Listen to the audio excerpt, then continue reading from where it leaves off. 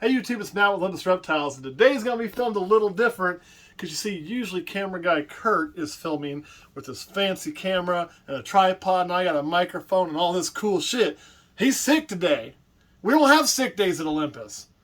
Apparently we do though, because he ain't here. I get it. I get sick too. The other day, these dudes had to work so hard for me because I couldn't hardly walk. So, spasms went on my back. So I owe him one anyway. And the guy also won for helping do all my feeding while I was laid up in the back last week is Caleb. He got screwed. He's filming, and he's doing it on my cell phone. So I'm going to talk really loud, try to help the microphone pick up. If it looks a little different, that's why. And what are we doing today? Well, Kurt always likes to make a video where I get bit. That's usually his goal. Today, that may happen. I don't know. So what we're going to do is, we had a clutch laid today. I'm going to be film day. There's a clutch laid. Look, guys, this ain't rocket science. Sometimes when you start a channel like this, you got to look for content, right? Like, what am I going to film today? When they do this on the day you're filming, film it.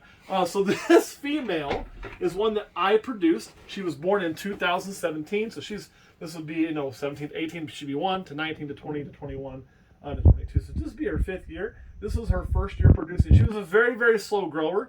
So we tried her a little bit last year, but she did not produce for us. And we tried her this year, and she did. I think she might have produced last year. I have to look back in my records. I honestly don't fucking remember. So what are we pairing here? This is also something I'll tell you. When you have, and you're like, how do you not remember? Well, I had 5 or 6 females I was breeding. I remembered all up here. When you get to this, you won't. When you get to one of those guys that's got 804 or 5 employees, it's even another monster to manage. Keep records. Keep written records. Or digital. I'm not saying handwritten. I do handwritten records for my feeding, so I'm old. I do digital records for my breeding because I'm not that old. I have not yet to get off my porch. Give me 3 years and then you can get the fuck off my porch. But until then, we're good. So keep records. I can go back and I can look. That's going to save your bacon sometime because you're going to have a retained sperm clutch. You're not going to know what the hell's going on. Those records help you figure it out. Here's another little pro tip. If you have a female that doesn't go that you bred, keep records of that too. Because then when she goes next year and it's not the parent you put to it, it's really hard to go through and remember if it's not something very common, especially if you maybe work with something recessive. So keep records of who you paired that didn't go every year in addition to the babies you made. I did not do that from the beginning, but I learned. So this is a girl. She is a super pastel lesser. And she was bred to a lesser. So what we're working on here is obviously bells, right? The goal is to make bells. Every bell from this clutch will be a pastel bell. So I can say with confidence if we produce a bell that is also pastel because of her being super pastel. So the way I like to do this, just to share with you guys when we pull eggs, if you haven't seen it done before, this snake's pissed off. When I first checked it, it tried to bite me. I think there's 6 in there. I'm not 100% certain. I don't know if they're good or not yet. I've got my tub ready. I'm going to remove her first. I'm going to throw her in what I call just a shift tub, which you can just use any empty old tub you got for a shift tub. I'm going to put her in there and close it up. And then I'm going to address the eggs, put them in the incubator, and then I'm going to get the snake. Oh, I'm going to clean this all up after that, and then I'm going to move the snake back. So snake's first to come off, last to go back. Eggs are the first to be dealt with.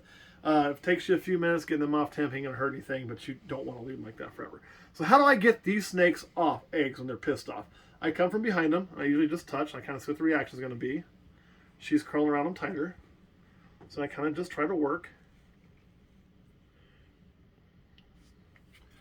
Oh, we're going to duck.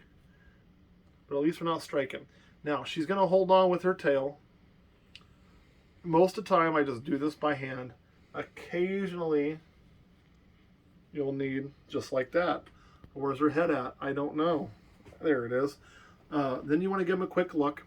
And you can see how concave all this is. That's where she was wrapped around the eggs. I mean, it looks terrifying. It's good. She looks nice and empty. She was a nice, good-sized girl. We're going to put her in the shift tub. In the shift tub. In the shift tub. See what we got. Now, we were thinking 6. 1, 2, 3, 4, 5, 6. It's a game of averages this year. I swear, guys, I've hit 6 on almost every clutch. We had a 1 clutch that was 5, and 1 clutch that was 7. And then we had a bunch of clutches that were 6. We had the 1 outlier that was 8. Some of my big girls are yet to go. So before we write these on there, of course we had the carpet pythons. Those were 13. We're going to light them up, see if we can see. That looks good. I can tell from here. I don't know how well you can see on camera, but you can see the veins in there. Mm-hmm. Looks good. This one's easy, right? This one's not as easy. As a matter of fact, you look over here, you might not think it's good, but look here. The veins are there. The veins work is there. It means all these are likely good. Vein work is there. Vein work is right there. And vein work is, where are you at, vein work? Right over here and right through here. So these are all looking very good. It is common, not super common. We've had one so far slug this year, and it was a full-size slug. So the egg looked just like this. When you candled it up, it lit up like a light bulb. And there was absolutely no vein work. You could look all around it. There was no vein work. In case I was missing something, I went ahead and threw it in the incubator. I separated it from the rest of them, and I let it sit. Well, it was bad. No doubt about it. We figured that out when we loaded it up. Like after 4 or 5 days, it turned bad, so we got rid of it. So this would be clutch number 9 on the year. That's right, we are almost to double digits. Now the point of this is twofold. It helps my record keeping. It helps to know it helps to know my record. Like, so when I mark this on my big board, and when I mark this in my computer, clutch 9 and the parents, when I go to open it, I make sure I'm opening the right clutch. Every egg has a 9 on it. One thing to do, something to think about, if your handwriting's really good, mine is not, so I can tell a difference.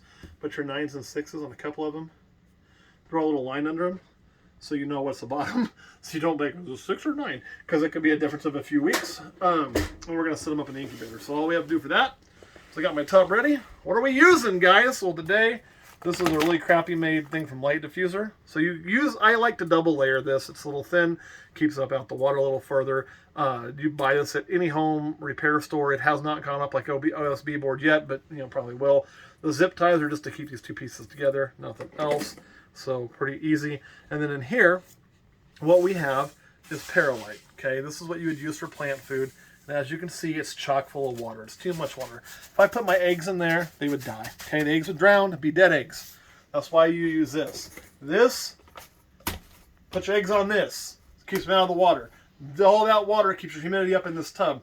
I recently had somebody ask me they were struggling keeping their humidity up in their incubator, so they couldn't get it past, I think it was 80%. Don't care.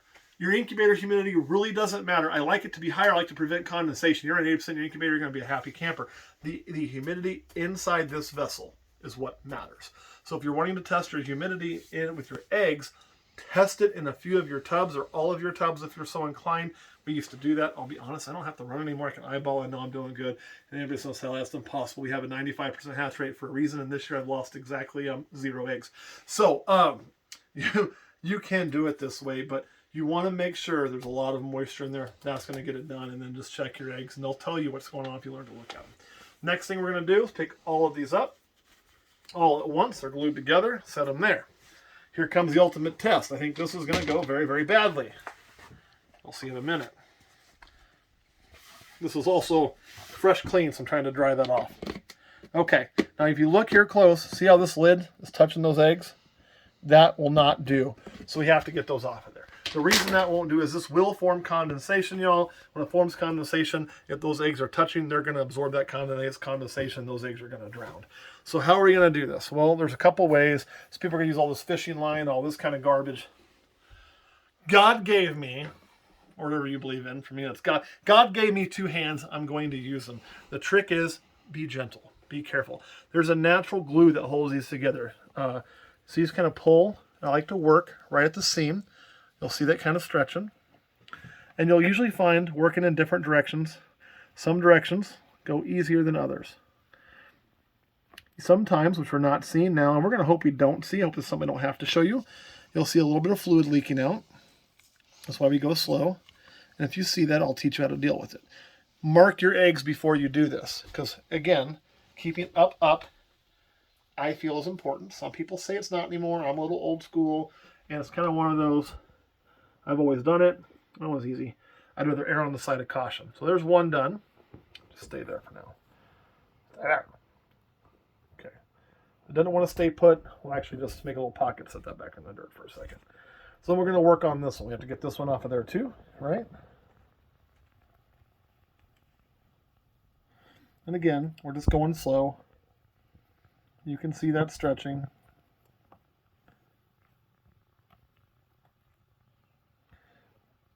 Got an email on my phone telling me my housing market's crazy, asking me if I want to sell my house. No, I do not. We could make a crap ton of money if we sold this place now, but we'll make a crap ton more by keeping breeding reptiles. Woo! And again, no leakage. If you do get a little leakage, don't freak out. It's not the end of the world. You can fix it, usually. It ain't good. Be careful. Try not to. But, again, it is not the end of the world. Just like that, another egg off. So we're going to take both of these. We're going to, well, let me grab these over here. Q-tips, probably not the best thing. When I run out of this box, I'll probably switch it up to a solid plastic thing, like a solid plastic straw that I can just cut. Something of that nature. These get kind of nasty at the end. I did have a snake eat one of these once. It passed it fine, but I learned a lesson. So now what we'll do is we'll still use them, but we're going to, when these first are cut or whatever we're going to do with them, we will then pull all the Q-tips so we don't have that problem again. These are a plastic kind of center, which is what you want. You don't want something that's going to like make moisture up like a candle. Well, you're not going to have that much contact, so it's not going to be that big of a deal. Their job is simply to keep the eggs from rolling. These aren't going to roll, right? These are all together. These are the ones that are not all together. So we're wanting to make sure that there's some form of pressure and counter pressure there, which is what we're doing.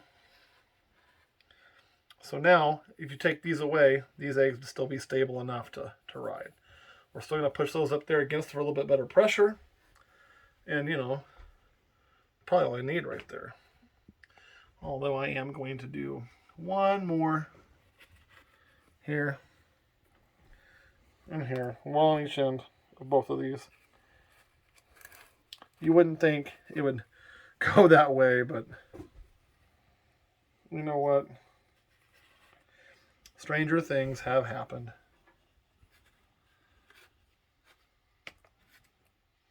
So now they're definitely not going to go anywhere. So that is it, guys. We have set those eggs up. We now put our lid on there. As you're going to see, no touching on the top, no touching on the sides, no touchy-touchy. No touchy-touchy. I can't stress that enough. A few things. If you do have a lot of condensation forming, which because we do keep our humidity high in our incubator and just higher in our tubs, we don't get that much condensation. We do get a little bit, but it don't have to be a problem. Here's a trick. When you get it, especially if you have a late sit on here and this becomes the lowest point, water is going to run to the middle, it's going to drip. Whenever it drips on, it'll eventually drown over time. It can kill your eggs. Well, that's bad, okay? That's bad. One of our fridge shelves kind of suck, so they naturally do this for us anyway. But if you have good fridge shelves and you're using a nicer piece of equipment than my janky-ass incubator fridge I made, which actually isn't that janky because I knew it had shitty shelves and I like it. But you can put something under a corner, something like this, folded up piece of paper. I don't care what. All you're trying to do is use, you know, a few physics laws like, I don't know, gravity. And you want to move this part to be lower than this part. So when it does form condensation, that water droplets roll together down here and they drip down here, or, you know, not on your eggs. They roll down and roll down the side of the tub. So just a little lift on one side will get you done. It won't affect your eggs and you will not have the problems that you would normally have. All right, Caleb, do you have any questions? Nope. All right, y'all, short, sweet, and to the point. That's how we pull eggs. Why am I excited about this clutch? Well, I'll tell you right over on Patreon what we're going to do with it and what we're going to do with the last one. And this one, well, it ain't near as exciting as the last one I didn't tell you about. So we're going to go there and talk to those folks a little bit, and we'll see you all next time.